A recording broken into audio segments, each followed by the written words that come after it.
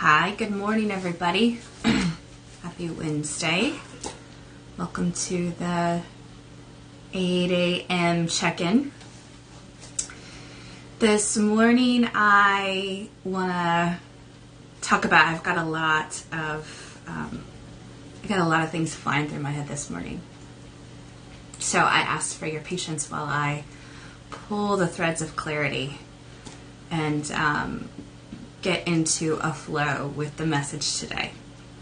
I had a really good talk with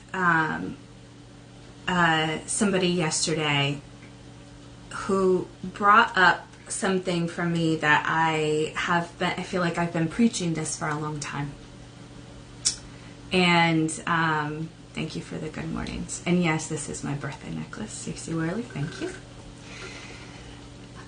So, talking to people about this instinctive response that so many of us have to feel like we have to justify, explain, or defend ourselves. And how this is another way for us where so many of us really hand our power away. And so this is an excellent opportunity for us to shine a light on when we do this, why we do this, how we do this, with whom we do this with, and really get curious about what is going on underneath, because it's sneaky and it happens, I think, for most of us a lot. So it's something we really want to be aware of. And we're in a time right now where there's so much going on so many different levels, and we want to tread carefully and also walk in our own integrity, right? There's that careful balance. And if our tendency is to people please or get really hard, those are the two ends of the spectrum, it really isn't in our best interest, nor in the best interest of our relationships. So let's talk about justifying, explaining, and defending ourselves, and why we do this. So there's this quote that I love, and it can be a really powerful mantra. It is, "You are responsible for your intention, not your reception." And this really is an act of surrender, right? So when if we step back and if we look about any decision we make, any behavior we have, anything that we speak, if we are really in integrity, in alignment with our values, our purpose, our beliefs, who we are, in tune with our heart, our intention is good, we really don't have control over how people receive that. Everyone receives what we put out there through their own filter, through their own perceptions, and a lot of times through their own wounding and their beliefs and their stories that are going through their mind, that they're telling themselves based on those wounds, right? So when we get caught, we can find ourselves getting caught in this place of we are stepping forward, doing the next right thing for us right now. And someone might have an opinion about that. Someone might not like that. Someone might think that that isn't the best thing. And we can get caught and feel cornered and feel like we have to defend ourselves or explain ourselves further. This can also happen when we set a boundary, when we say no to something or we put a limit on something, and there can be pushback. And our instinct can be to over-explain ourselves, to justify. And we do this, we step into this energy and really hand over our power out of fear of being rejected.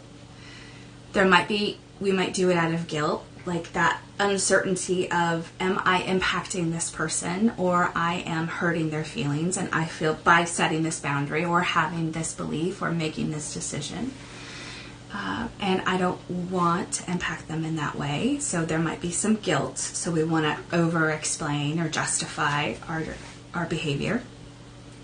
Or a lot of times it can be self-doubt or approval seeking, right? If we put something out there or do something and someone doesn't like it in any way or challenges us, we want to bring them over to our side to validate that, no, this really is okay, right? So there's that uncertainty and wanting to get the approval of the other person, okay? There is also a healthy side. Everything, we look at everything on a spectrum, and there's a lot of middle ground here. And there's also a healthy side that I want to talk about as well. That I'm going to get to that in a little bit. Let's talk about these other things. So when we're over explaining ourselves or justify or defending ourselves, we could be trying to ease our own guilt.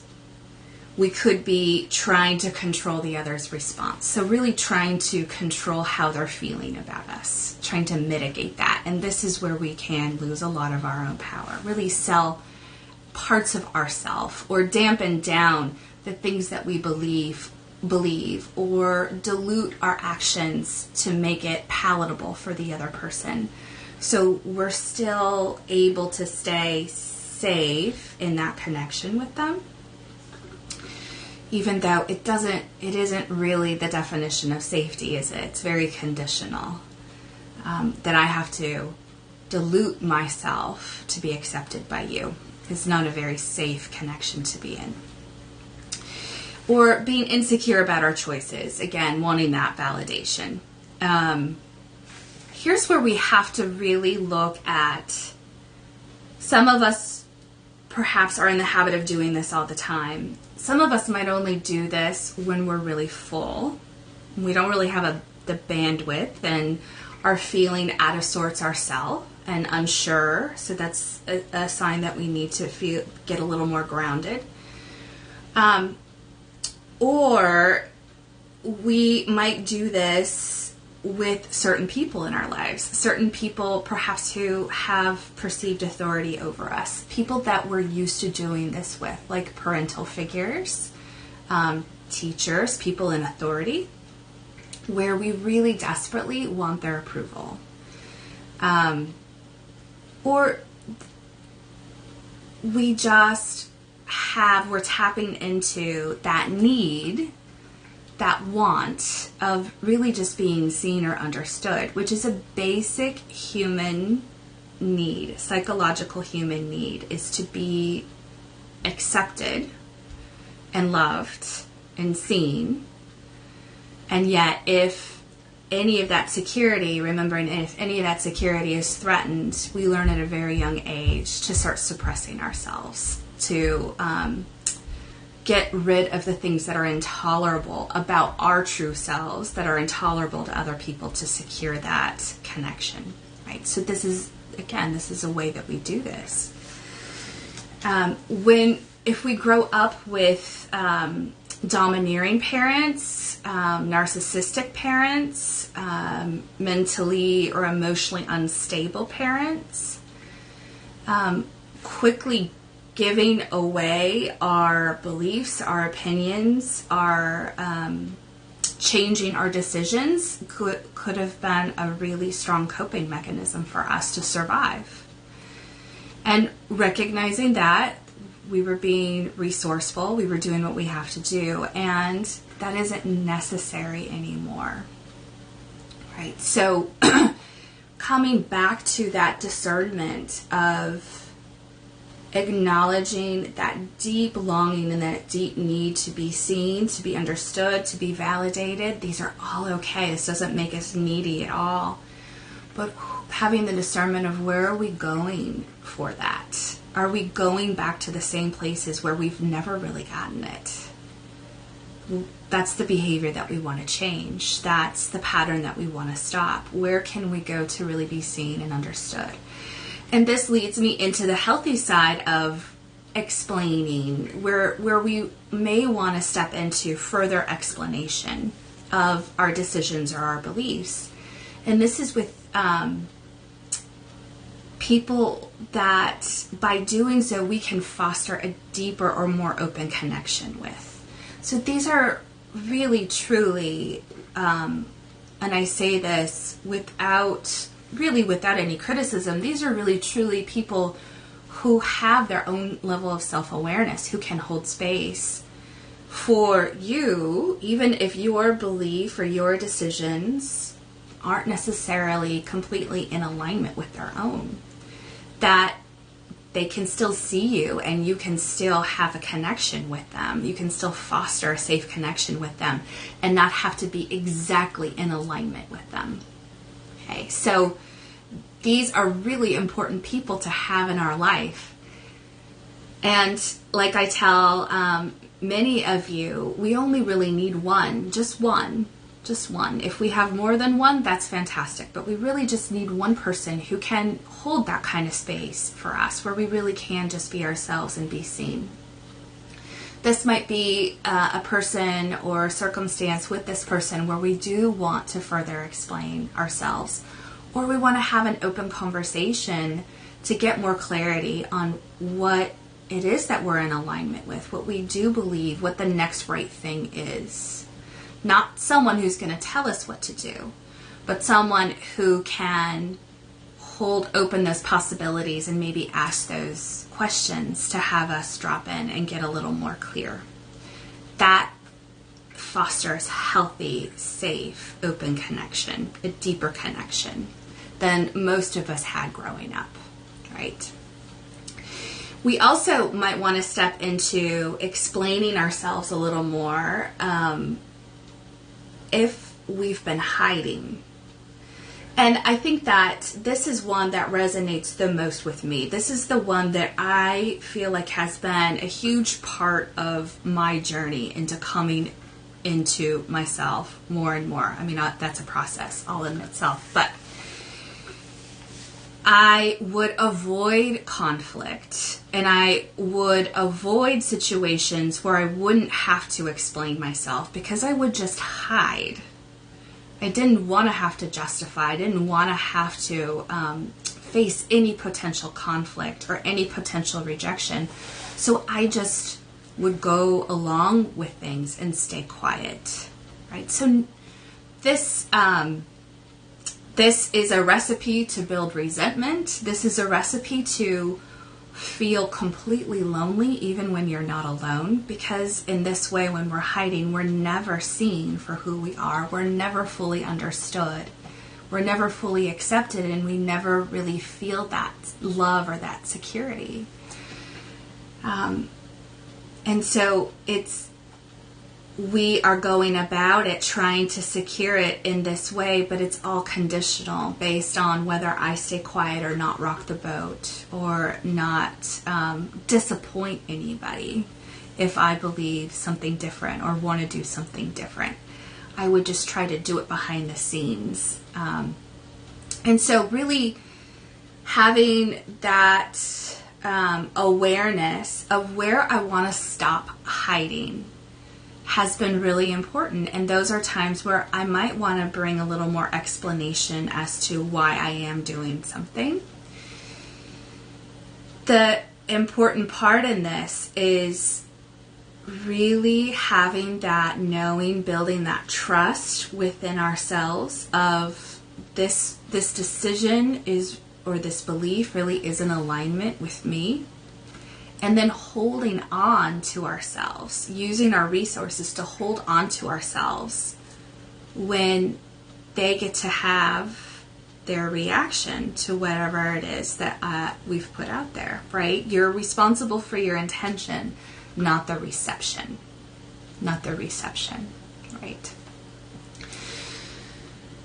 So zooming out, where are those places where, or those relationships where people might be coming at us wanting us to align with them, right? And we get caught in this place of feeling like we have to explain ourselves or justify our own beliefs, explain ourselves further, that defensiveness. And here's the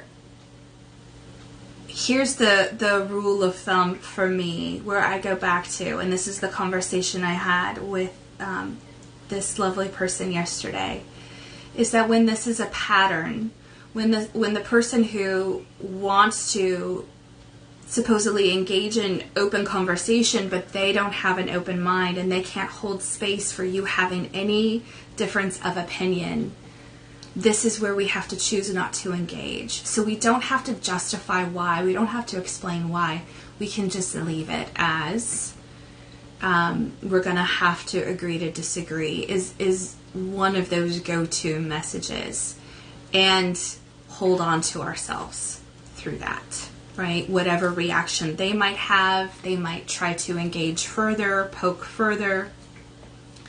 And we might have that overwhelming desire to justify ourselves, or maybe I can be seen this time, maybe it will be different.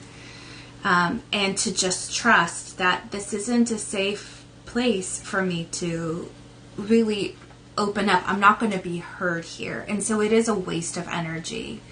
And it is a way that perhaps in the past we have given our power away, or felt like in order to engage in the way that they want to, we have to dilute our beliefs.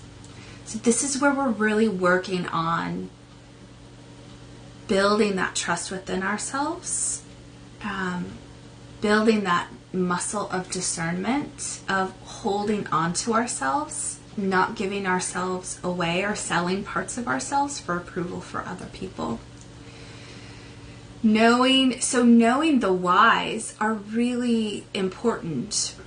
If we can just take a moment and drop in, how do we feel in our body when we feel that need to explain, or we feel that need where we are defensive or we need to justify ourselves? If we can pause and ask ourselves those questions, why do I feel this way? Is it out of guilt? Is it out of fear? Is it out of people pleasing? Those are important questions to ask, important things to have clarity over, because then we can then make a decision of whether we want to engage. And if we do choose to engage in those moments, we really want to keep it simple. And then come back and hold on to ourselves, right? Or is it the why could be, this is an opportunity for me to come out of hiding a little bit, or an opportunity for me to foster a closer connection with somebody, to step into that. And that can bring up fear in itself, which is why it's important for us to be asking the why, to be curious, because that kind of fear of taking that kind of risk, the reward is much different, right, than putting ourselves in a situation where we have to sacrifice pieces of ourselves. So this is what I want us to all think about today as we're moving forward and things are happening and we're having to decide as this things are unfolding around the world and in our states and in our towns, and we're having to make decisions that are really what's in alignment for us and our family. There's going to be more and more situations perhaps that we're faced with where we feel that need to explain or justify or defend. So I just want to shine a light on that for all of us, and invite each of us to have an awareness to ask those questions of why. Why do I need to do this? And follow your inner knowing and trust yourself. This is an opportunity to build more trust in yourself moving forward through these complicated times right now. All right. Thank you for sticking with me on that. And I really appreciate all of you and all of your hellos this morning, and I hope you all have a really good day, and I'll see you again in the morning.